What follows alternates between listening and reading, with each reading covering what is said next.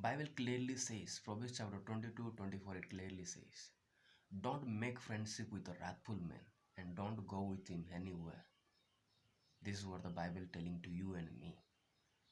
Bible କହୁଛି ଇତୋପଦେଶ 22-24 ପଦ, ରାଗୀ ଲୋକମାନଙ୍କ ସହିତ, କ୍ରୋଧୀ ଲୋକମାନଙ୍କ ସହିତ କେବେ ବନ୍ଧୁତା କରନ୍ତୁ ନାହିଁ ବା ସାଙ୍ଗ କରନ୍ତୁ ନାହିଁ, କିମ୍ବା ରାଗୀ ଲୋକମାନଙ୍କ ସହିତ କେବେ କୁଆଡ଼େ ଯାଆନ୍ତୁ ନାହିଁ ବୋଲି କହୁଛି। ଆପଣଙ୍କୁ ଆଉ ମୋତେ ମନେ ପକାଇ ଦେଉଛି। This is what the Bible reminding to you and me. ଏହା ବାଇବେଲ୍ ଆପଣଙ୍କୁ ଆଉ ମୋତେ କହୁଛି।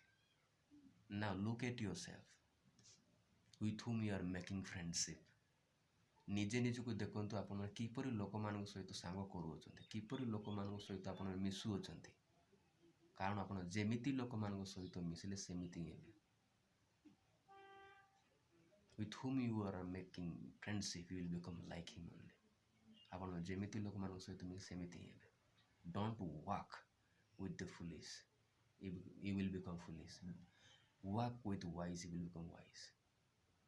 ମୂର୍ଖମାନଙ୍କ ସହିତ ମିଶନ୍ତୁ ନାହିଁ, ନହେଲେ ଆପଣମାନେ ମଧ୍ୟ ମୂର୍ଖ ହେବେ। ବୁଦ୍ଧିମାନ ଲୋକମାନଙ୍କ ସହିତ ମିଶ, ତାହେଲେ ଆପଣମାନେ ବୁଦ୍ଧିମାନ ହେବେ।